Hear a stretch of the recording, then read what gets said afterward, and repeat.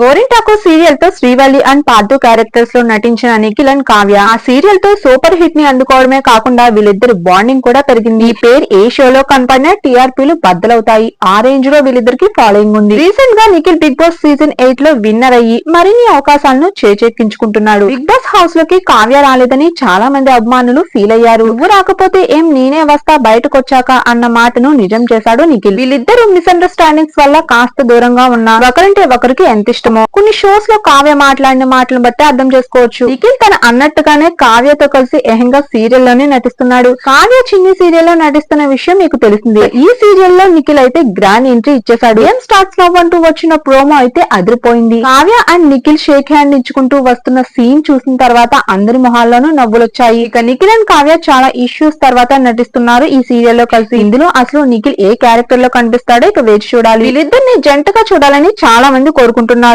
ఇప్పుడు అదే నిజమవుతుంది. Nikhil and Kavya fans ఈ న్యూస్ తెలిసాక మీరు ఎలా ఫీల్ అయ్యారో కామెంట్ లో తెలిపి మరిన్ని ఇంట్రెస్టింగ్ వీడియోస్ ని మీరు మిస్ కాకుండా ఉండాలంటే ఈ వీడియోని లైక్ చేసి మా ఛానల్ ని సబ్స్క్రైబ్ చేసుకుని పక్కనే ఉన్న బెల్ ఐకాన్ ని యాక్టివేట్ చేసుకోండి.